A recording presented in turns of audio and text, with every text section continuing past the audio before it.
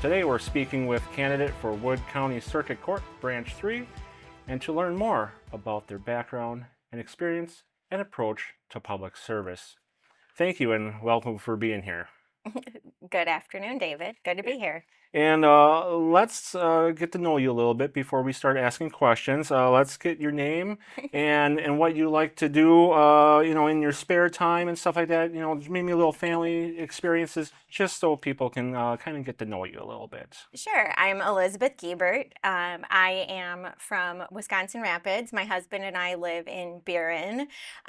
We have a beagle named Oh, Ernestine. She's a sweet girl. I was unable to have children of my own, but I am a stepmother. We have two daughters. Tessa and Lane are our girls, but they are both grown and out of the house. In my spare time, I really love to cook. Right now, I am baking a lot of Christmas cookies. oh yeah, And it's that time of year. yep, I spend a lot of time in the kitchen. Just really, in my spare time, I just love nothing more than making food for people. Yeah, so besides the family, we're here to talk about why you're here today. So let's get a little bit of parts of your background, whether it's legal, professional, personal. What has prepared you to want to step forward and run for this position? Yeah, so I am running for Wood County Circuit Court Judge because I really believe that I am at the point in my career with the extensive experience I have to take this role and to serve the public in that capacity. My background, I have been a prosecutor for my entire career. I have served as an assistant district attorney and for several years as an elected district attorney, always as a prosecutor. In Wood County in central Wisconsin, as well as up for a period of time in northern Wisconsin in Langlade County. My educational background, I think that makes me particularly well qualified to serve the people of Wood County is in addition to a law degree and the background I have to be a lawyer, I also have a Master of Divinity, which is a degree that a lot of clergy get. And that degree I got as a way to just train me and learn about how to care about people, how to understand people. I think it's made me a good prosecutor because I understand more about how people work and what their motivations are. But I believe that all of this experience that I have makes me the right choice for circuit court judge here in Wood County. All right, so that's going to bring me to my next question here. So let's describe some of your legal experiences in the areas of law that you work the most in. Let's describe what consumed most of your career that is Sure. in this. Yeah, so for the majority of my career, I have been prosecuting sensitive crimes. So sexual assaults, domestic abuse, homicides, just violent crimes, crimes with victims. That has been the majority of my effort, I suppose, and taken the majority of my time as a prosecutor working with crime victims, trying to get them justice, as well as general crimes, again, with a lot of victims. And something that I talk to all victims about is their experience being the victim of a crime. I tell them if they feel like they feel like this incident was important, painful, impacted them, then to me, I feel like it's important and serious, regardless of how serious it is. So I have a lot of experience working with people, telling them things they want to hear, telling them things they don't want to hear, and that has been, I think, really the majority of my background. Sure, and talking about aspects of practicing law, what part of practicing law has shaped you into and how you view the role of a judge? Sure. Yeah. Well, being a prosecutor, something that I think people would like to know that maybe they don't is as a prosecutor, one of the things that is a key function is to receive a referral from law enforcement and then decide independently of law enforcement what charges should be filed, and then prosecuting the case, representing the state throughout the court process, which includes determining and using your discretion to determine what sort of penalty or consequence should come out of a criminal case. And judges do a lot of exercising discretion. They weigh the case and make a decision. And quite frankly, that's what a prosecutor does on a day-to-day basis. All right. So part of that, you've held quite a few different roles within your different areas in there in being part of uh, in the law. Have you been involved with any like leadership, mentoring, supervision roles that will help you in this position if elected? Yeah, well, I have done actually a lot of mentoring of both young attorneys as well as just students who think they might want to become lawyers. I have actually recently started a job shadowing program for the University of Wisconsin Law School to bring law students into district attorney's offices throughout the state, because I really do think that mentoring young people is a really important way to continue the profession here, as well as to bring qualified lawyers to all parts of Wisconsin. Sure. And, with leadership and all those roles, you probably have come across many challenges as being as attorney. Some of your challenges and stuff like that, what did you learn from them that will help, move forward if, elected? So, any experiences that, maybe a struggle, maybe, but it helped you be a better person today in your role and what you want to try to go for in the future. Yeah, I really think that a big thing that I've learned through being a prosecutor, being such a driven person and having all kinds of personal goals, something that you learn through the prosecution experience and through just practicing the law is patience. Because there are a lot of things that you can't control and a lot of unexpected things that happen, and you have to be ready to adapt. You have to be ready to change your strategy. There are times where victims suddenly don't want to testify. There are times where a defendant may abscond and suddenly you can't prosecute the case because they disappear.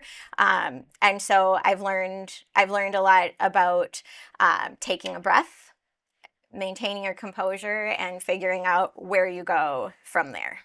Sure, sounds good. So we're gonna move to the approach to the bench. Okay.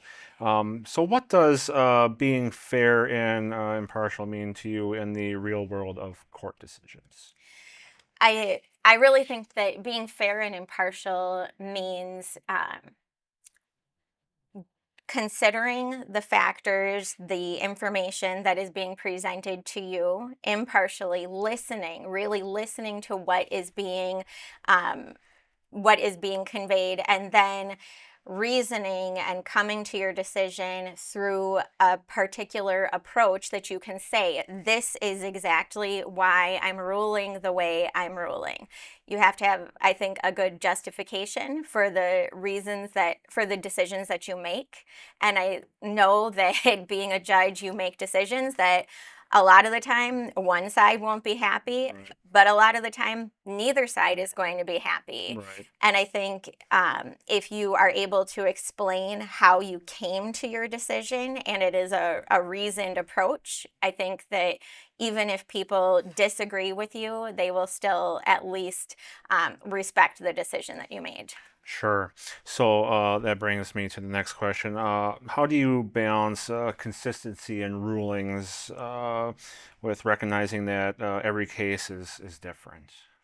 Yeah, well, and you know what? It's interesting because that is actually part of the prosecution experience too. Okay. It's a very similar role in that you have to look at how you're treating each party, but then you also do have to consider the unique factors that are also at play. And I really do, again, think that you have to be able to, as we like in the legal community, we say articulate your reasons. You need to be able to explain how this case is going to be given a slightly different approach than this other case.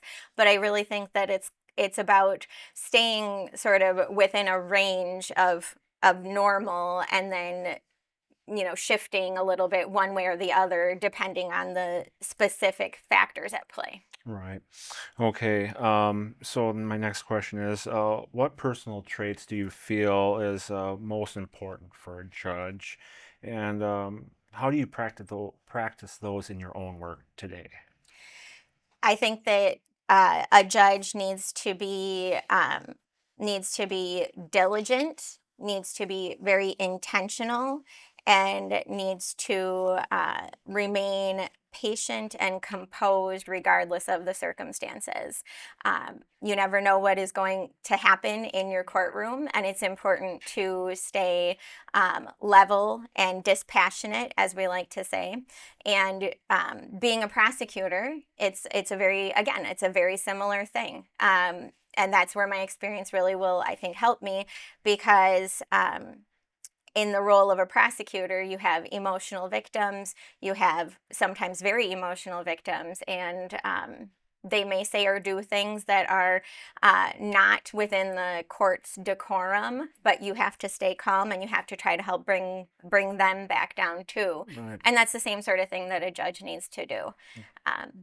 But I think it's really about being just dedicated to upholding the dignity of the bench. Right.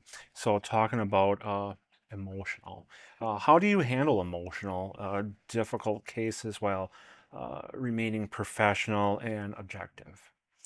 So when I started out as a young prosecutor, it was something I had to learn how to do. I took my work home, as the expression goes, right? But through years of having very close communication with individuals who are suffering really serious trauma, and being able to set it aside and not let it impact me personally is something I had to learn how to do. So going back to what I do in my personal time, right? I go home and I it might sound silly, bake some cookies, bake some bread.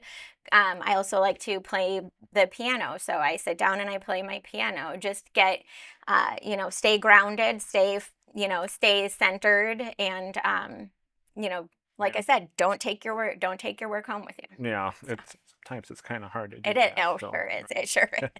so one of the last questions on this subject in here, what responsibilities do you believe that the circuit court judge owes to both the public and the parties involved in the case? Yeah, and it's a really interesting question, because on the one hand you do have the parties who are there, who are immediately interested. I'll say immediately interested, but then the public is also paying attention. Sometimes you don't even realize what the public is paying attention to. For example, I know in animal abuse cases that I've prosecuted, I know that the public cares a lot Yes. about animal abuse, and so the public might be paying attention. As the judge, I think for Wood County, what the people want and what the people deserve is a judge who has local values. I've been in Wood County for over 20 years. This has been home. I'm actually a pastor's daughter, and I lived all over growing up. But for more than 20 years, this has been the place I call home. And I believe I really know the people of Wood County and what their values are. And so I think that looking at particular cases, it's important to consider what is going on, the factors of a particular case, but at the same time also being grounded and rooted in Wood County, Right. in our local values, in our strong community Right. values. Right. So talking about community, because this is going to go on to this in there. So, um, what is the circuit courts? Why is it important? Why is it important to everyday lives for Wood County residents? I mean, Yeah. it must serve a purpose, Yeah. and for those that may not realize that they're benefiting from the circuit court. Sure. Yeah. Well, so as a prosecutor, I tell victims, I say, I'm really sorry. I'm really sorry to meet you, and I hope I never see you again. Right. Oh, Because you never know when you're suddenly going to be part of the court process. In a criminal case, heaven forbid, in a criminal case, you might be a victim of a crime, mhm. right? Or you might be accused of a crime, right? These Yeah. things, you never know when you might all of a sudden find your way into the court process. Other circumstances, you might, again, just tragic things that we deal with in the court process. You might end up um, going through a divorce. You might end up with a probate case where you have a loved one who dies and their estate is going to go through probate, and Right. you'll suddenly be in court. Right. You'll suddenly be dealing with um, a circuit court judge. And so I think that members of the community need to know that if they're walking into the courtroom, that they have a person who um, is compassionate and cares about what they're going through, but then also has a good, very strong understanding of the law and is going to give, like I described, a nice reasoned approach to decisions that are made. Sure. So, how does serving in a county like Wood County differ from like a larger urban court system? And what's the difference? Yeah, well, so I have been a prosecutor in the Marathon County DA's Okay. office way back when I first graduated from law school. For a short period of time, I was a special prosecutor in the Dane County DA's office while I was looking for a job up here in Wood County. Thank goodness I got hired here back in the day. Um, I think that the difference between an urban environment and a well, rural, we'll say Yeah, rural right, environment, right. I think is that you do get to know the community more and you do get to engage more with people just on a day-to-day basis. You in a large community, you might go to the grocery store and you'll never see a person that you know. Yeah. I always tell my husband that I'm going to the grocery store and I'll be gone for at least an hour because I know I'm going to run into Somebody. at least 3 or 4 people who I know, and I think that's actually it's a wonderful experience to be able to actually closely interact with the people you're serving. Sure. So, talking about serving, uh, what values would you bring to the court that would reflect community you serve? I think people want fairness. They want to feel like they were heard, which I think is treating people with respect. Um, people we're all human Right. beings, right? And nobody wants to walk into court and feel like they were disregarded or the person on the bench didn't know what they were talking about or was ill prepared.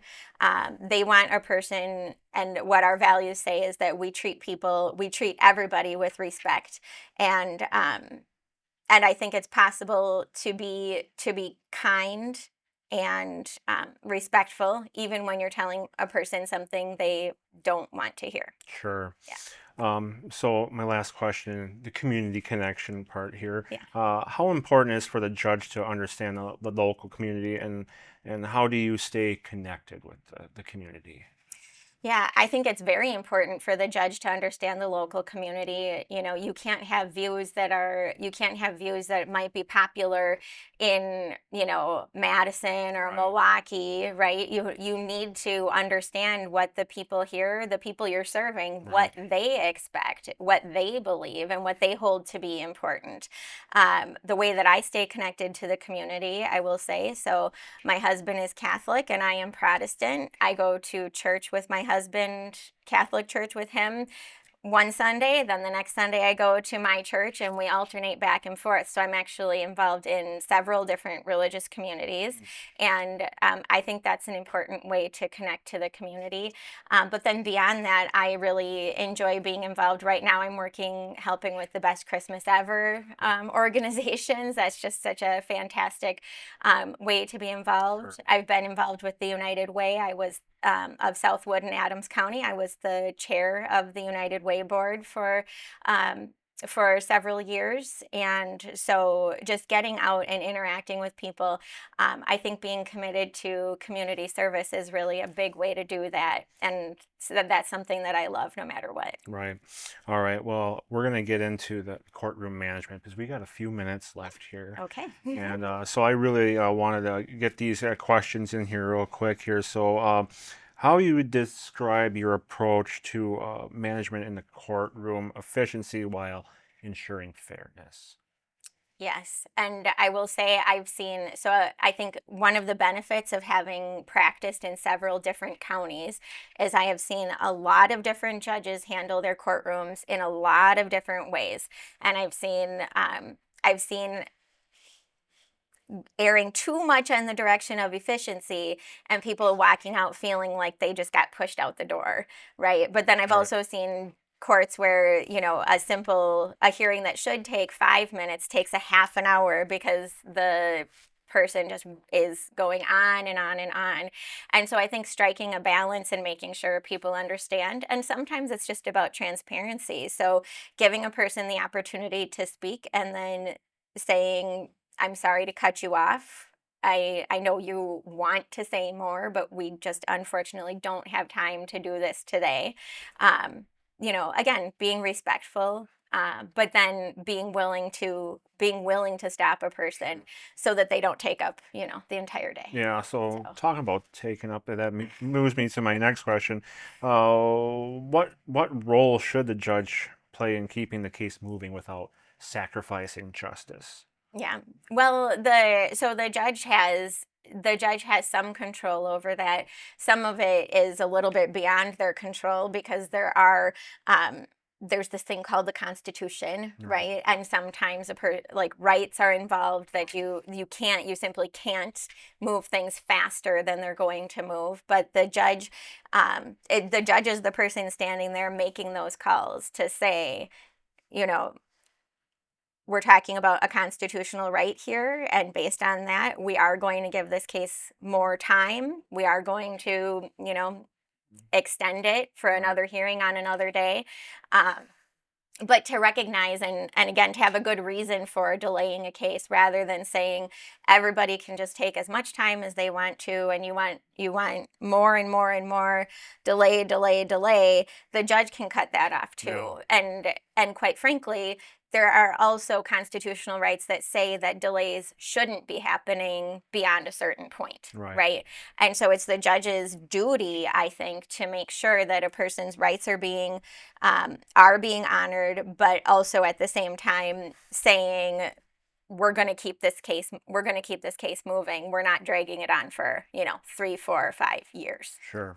All right. Well, I got one more question before we get into our closing statement. So, Sure. the last question here I really want to ask here is how do you view professionalism and respect in the courtroom from the attorneys to parties and the judge alike? Yes, I think that court decorum is very important, and it is something that I value. I have learned court decorum throughout my years as an attorney, and I believe that the judge being appropriate on the bench, being articulate, being thoughtful, being calm on the bench modeling the behavior and the expectation for the parties is really essential. And I think that, quite frankly, the public expects that when you walk into a courtroom, that there is a level of court decorum going on at all times. And I also think that that helps maintain safety. It helps keep the parties from becoming overly emotional and maybe lashing out or getting inappropriate, and using your voice and staying calm, I think, is really the way to maintain just a peaceful, I like to say, court Right. should be boring. This isn't the place for a show, right? This isn't like on TV. We're going to keep things dispassionate and appropriate, treating people with respect. I know that's something that I always appreciate, is when a judge refers to the parties, you know, attorney so and so, Mr., Ms., and making sure that people feel, um, like they're being treated with respect, and then expecting that they will model that behavior back to you. Right. Mhm. All right. Well, we got about 2.5 minutes left here. Is there anything that you would like the residents across Wood County to know about you that we haven't covered? Yeah, well, I think something I would like people to know is that I am very experienced at deciding when a person should be given lenience and when a person should be given a harsher penalty. That is something that I do as a prosecutor. And I know people think prosecutor, sometimes they think, oh, just like that person is nothing but tough, right? But there are a lot of circumstances where there might be a reason to show some lenience. For example, people who are struggling with substance abuse issues. I was very involved with, and actually chaired, the treatment alternative and diversion team when in my role in Langlade County, that was designed for individuals suffering with drug addiction, who were facing felony charges, and working with them to use the court system only so far as it was necessary to get them help. And so I know I am a tough prosecutor, but I also have a big heart, and taking the bench will mean being tough when it's appropriate, but also being compassionate and giving people lenience, showing them some grace when it's appropriate too. Yeah. All right. Well, last up here, why should the voters trust you to be the Wood County Circuit Court for Branch 3? Why should they vote for you? People should vote for me for Wood County Circuit Court Judge because I will bring this discretion, this experience, this level of thoughtfulness and compassion to the Wood County Circuit Court. I will bring a different perspective, being the only former prosecutor on the bench in Wood County. All of the judges in Wood County right now are former defense bar attorneys, and so I will bring balance back to the Wood County bench, being an experienced and thoughtful person. I am asking people to vote for me on April 7th of 2026 for Wood County Circuit Court Judge Branch 3, and I would love to hear from people. If anybody ever wants to reach out to me, I am always happy to answer any questions. All right. Well, best of luck to you in the election, and thank you for being on the program here. Yes. Thank you, David. All right. And you've been watching Get to Know, produced right here on Marshfield Now. This interview is a part of the ongoing effort to provide voters with general information about candidates running for office. Marshfield Broadcasting does not endorse any candidates, political parties, and participation in this program does not imply endorsement. To watch this interview again, you can tune in to Marshfield Now, channel 990, and watch it through our streaming platforms online. Thank you for watching, and we'll see you on the next time on Get to Know.